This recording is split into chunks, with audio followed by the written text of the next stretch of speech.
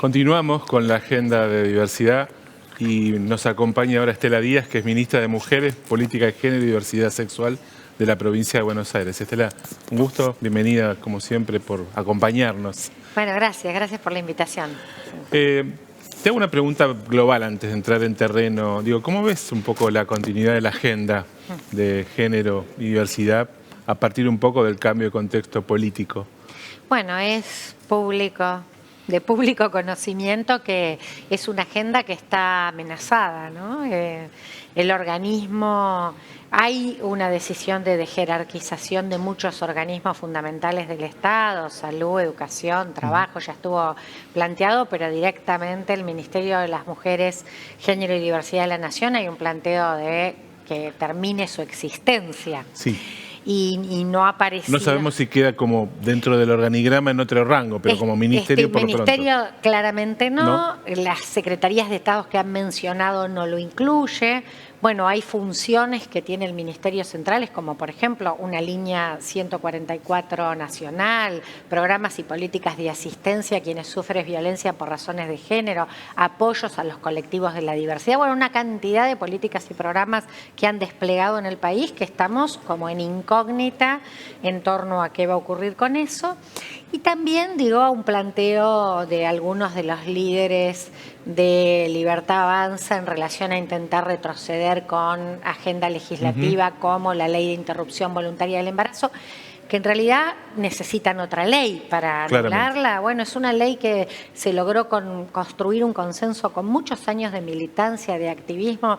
Es un poco preocupante y yo diría hasta doloroso en el sentido de que el avance tan significativo en derechos de las mujeres, de los colectivos de la diversidad, entender que esta pluralidad como sociedad del reconocimiento, además en los planos de la política pública, y tiene mucho impacto además estos temas identitarios en la vida cotidiana. Entonces, la verdad que un retroceso en todos estos terrenos va a tener un impacto para mí muy negativo en la sociedad en general. Decir que en la provincia de Buenos Aires el gobernador Axel Kicillof ha sido reelecto por 20 puntos de distancia con quien tuvo menos que él y tiene una ratificación, ¿no?, de las políticas de derechos en general, de acceso a los derechos, del rol del Estado y particularmente de profundizar el camino que llevamos en la construcción del ministerio. Justamente eso me da el punto que te iba a marcar, que en función del contexto nacional se revaloriza un poco la función que estaban ejerciendo hasta el momento las provincias. Básicamente, Buenos Aires, como distrito principal de la Argentina, digo, también el ministerio que vos manejás puede tener otro rol. Y desde ese lado también me gustaría un poco que nos cuentes qué es lo que pudo hacer hasta ahora, o sea, como para conocer cómo articula la acción del ministerio de la provincia con lo que se venían planteando en otros distritos, ¿no? Mira, nosotros, es un ministerio, cuando llegamos, nuestro antecedente institucional era muy chiquito, con muy poca capacidad de gestión y de impacto. Pensemos la provincia de Buenos Aires, más de 300.000 kilómetros cuadrados, 135 municipios, 2.200 localidades, más de 17 millones de habitantes. Bueno, una dimensión, una pluralidad, una geografía muy diversa que también hace a que a la vida económica, social, cultural sea distinta. Nosotras trabajamos mucho desde una perspectiva que planteó como rector el gobernador Axel Kicillof, que es la territorialidad. Nosotros teníamos que construir una gestión de cercanía.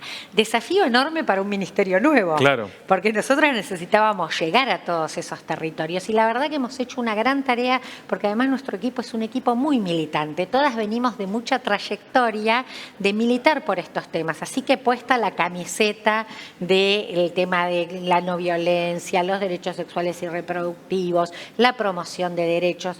Y hemos trabajado en ese sentido con los 135 municipios. Trabajamos en fortalecer mucho las áreas de género también en lo local, generar capacidad instalada. Allí tenemos un programa que se llama Comunidades sin Violencia, que le da apoyo económico y técnico para que fortalezca el municipio la atención de la violencia por razones de género. Le incorporamos la línea de diversidad en el último ampliación del Comunidades sin Violencia. Bueno, violencias, por supuesto, rediseñamos toda la implementación, pero además tenemos muchas políticas de promoción y de acceso a derechos y decirte hasta temas que nos han venido por demanda social, deportes. Nosotros decimos 2 años la Copa Igualdad de fútbol femenino. Hay una enorme discriminación aún para las pibas en el acceso a las posibilidades del deporte. Es un camino post pandemia, además, yo digo que el fútbol fue así, como la nueva marea, la nueva marea que se... Entonces nosotras hemos tenido una política de promoción. Sí, de darle visibilidad también, porque es algo que de repente uno no tiene la misma, digamos, expansión a nivel de alguna localidad sí, algún club sí, y darle un torneo, bueno, me parece que le pone otra... Pusimos eso, hemos trabajado temas como la diversidad corporal, pero no solo por el tema de diversidad sexual, que ahí trabajamos también mucha asistencia alimentaria, tenemos una población, además del cupo laboral travesti trans, tenemos una población con diversos niveles de vulnerabilidad, así que se trabajó mucho en el sistema de salud para que haya consultorios que atiendan adecuadamente, pero además trabajamos la diversidad corporal y especialmente gorda. ¿Por qué? Porque nosotros somos un país que tiene el segundo país del mundo en problemas alimentarios y hay una cultura muy gordofóbica que afecta a la población en general, pero particularmente a las mujeres.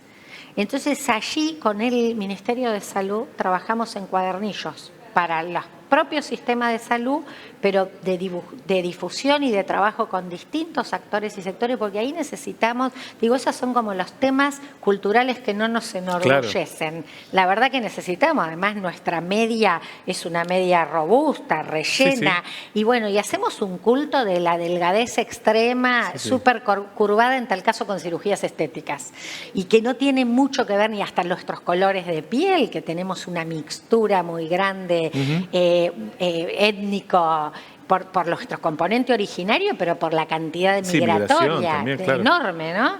Entonces, bueno, todo esto para nosotros son agendas que son fundamentales. Uno dice, ¿para qué? Y la vida cotidiana, porque el sufrimiento de las pibas gordas, por ejemplo, en la discriminación en los boliches, a las flacas no le cobro la entrada y a la amiga gorda le cobro la entrada.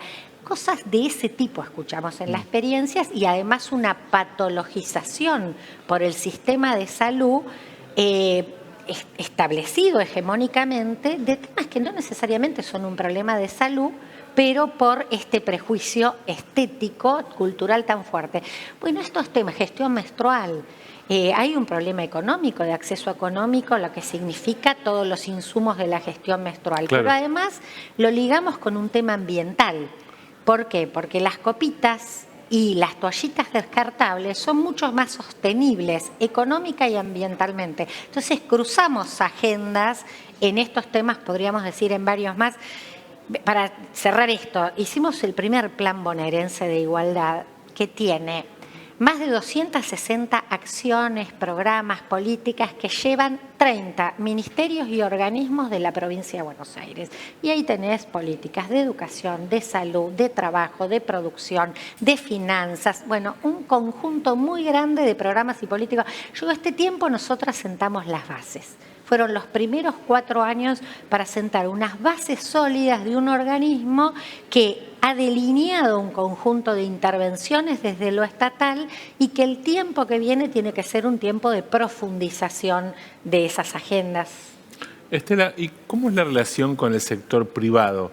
¿Busca de alguna manera articular, sumar, estar presente? O sea, ¿hay otro cambio de agenda también visto desde, digamos, más allá de la preocupación del sector público? Sí, muchísimo cambio de agenda. Mira, yo vengo del mundo sindical y mucho tiempo participé en la Central de Trabajadores en la tripartita de igualdad de oportunidades, donde está el sector de las cámaras empresarias, el Estado y los sindicatos. Hace 15 años allí participaban funcionarias, no mujeres empresarias, funcionarias de las centrales patronales. Hoy hay una dirigencia de mujeres empresarias que es fantástica, que tiene una capacidad de innovación, de transformación del lugar de trabajo, de iniciativa, y muchas se han asociado a partir de la profunda discriminación que vivieron y que viven en las cámaras patronales tradicionales. Te digo, para contar, en La Plata tenemos una que tiene como cerca de 50, 60 empresas. En Tandil es fantástica la Asociación de Mujeres Empresarias, con más de 90 empresarias, pero con empresas de altísimo nivel, desde la tecnología y la informática, a la producción de la construcción, a todos los rubros. Bueno, la Unión Industrial de Avellaneda la preside una mujer, digamos, y nosotras en eso tenemos mucho diálogo, tenemos algunos programas como el Sello Igualdad. Eso te iba a preguntar. Claro. Contame qué es. Y el sello Igualdad es un sello. Hay uno que es el nacional, el Igualar, y nosotros tenemos el Igualdad. El bonaerense. Que es el bonaerense, trabaja un acuerdo entre empresas o cámaras empresarias, sindicatos y el Estado. Y tiene pilares. Y esos pilares de desarrollo de igualdad tienen que ver con la generación de protocolos de prevención de violencia, con la agenda del cuidado. Escuché en la mesa anterior que estaban conversando en relación al avance en licencias parentales, los lugares de trabajo más amplios con espacios para el cuidado de las infancias o el pago y el reconocimiento. Sí, el equivalente a. Bueno, la agenda del cuidado, la agenda de la reducción de brechas en el trabajo, que no es solo por puesto directo, sino también porque en qué lugares están las mujeres en los sectores de trabajo, que en general esa segregación un poco se suele repetir, puestos de menor productividad, de menor jerarquía, por lo tanto, en promedio termina siendo menor remuneración. Y también la agenda del acceso de la diversidad, que son estos pilares se van desarrollando, empieza con la sensibilización, la construcción de un diagnóstico de la empresa y en la medida que van asumiendo políticas en cada uno de estos temas, llegan hasta el sello, que en general son alrededor de unos 2 años de desarrollo de iniciativas. ¿Vos creés que, por ejemplo, temas como la brecha salarial se pueden trabajar a través de este tipo de, digamos, de senderos? ¿O hay que generar algún otro tipo de política pública? Creo que hay 2 factores en ese. Este es fundamental porque también lo que necesitamos promover, nosotros tenemos otro programa que se llama Oficios sin Prejuicios, que es la necesidad de la promoción del acceso a las mujeres a los sectores no tradicionales, que son sectores que han sido muy generadores de empleo, por lo menos hasta ahora, porque ahora van a terminar con toda la obra pública, pero la construcción. Sí. Un sector donde las mujeres están entre un 3 y un 5% nada más. Y sin embargo hay enorme cantidad de especializaciones, todas te diría, donde las mujeres tienen un enorme potencial de crecimiento en el trabajo y los salarios iniciales son muy por encima del salario inicial que la mayoría de las mujeres sin especialización consigue, que es el trabajo doméstico, que es más informal y peor pago. Entonces, ese transporte, el desarrollo en transporte, hoy el sector del transporte le falta un 30% de mano de obra. Esa es una enorme oportunidad para las mujeres, claro. Entonces, y ahí trabajás en reducción. Se está viendo más, me parece que se está incluso como creciendo lentamente, pero creciendo. Está creciendo, pero muy lento. Telecomunicaciones, el sector informático. Bueno, hay muchos del sector de industria manufacturera. Ese es un factor, que las mujeres ingresen y que se redistribuya mejor dónde trabajamos varones, mujeres, las distintas personas. Pero además, el tema del cuidado. Porque las mujeres trabajamos menos horas de tiempo remunerado, pero muchas más horas de trabajo no remunerado. Claramente. El 75% de la tarea de cuidado la siguen haciendo las mujeres. Y eso impacta a la hora de la inserción laboral. Entonces, estas 2 cuestiones son fundamentales en el tema de la reducción de la brecha salarial. Estela, te hago una pregunta para ir terminando por el tiempo más que nada, pero para no dejarla pasar, porque ustedes hicieron hace poco un encuentro para evaluar iniciativas que toman, por ejemplo, sobre la cuota alimentaria, que me parece algo como un tema muy de la sociedad, pero que a veces es poco común que se ha abordado desde el sector público, ¿no? Sí. Sí, nosotros hicimos un informe. Esto también nos apareció, digo, como el deporte, como una demanda social. Claro, eso es. En toda la atención nos aparecía y la cuota, y el problema de la cuota, y me atienden por tal cosa, y me separé a veces con violencia o sin violencia, Ajá. y siempre aparecía esto. Es un factor que está en relación a la pobreza de las mujeres, a la feminización de la pobreza y la pobreza de tiempo, porque no solo es el no pago económico de la cuota, sino el tiempo del cuidado. Y ese informe que hicimos, un informe que nos llevó más de un año, muy exhaustivo, nos dio números muy impactantes. Entre el 50 y 52 no paga nada y casi el 20 poco, mal, insuficiente. O sea que casi el 70% de los progenitores no se hacen cargo del cuidado. Es más, nosotros tuvimos un evento internacional donde vinieron varios países de Latinoamérica porque había un especial interés del Banco de Desarrollo por promover estas iniciativas, porque somos el único país que estábamos desde el Estado planteando. Nosotros este informe además nos dio 30 propuestas de trabajo con el Poder Judicial, con el legislativo y en los ejecutivos, y estamos trabajando además en facilitar el acceso a la justicia, porque tenés que ir a una demanda, pero además lo que queremos es desjudicializarlo también, para que el acceso sea real y no... Bueno, este es un tema, por eso digo, nosotros estamos abordando temas que son absoluta agenda de la vida cotidiana, de cómo mejora nuestra calidad de vida cotidiana.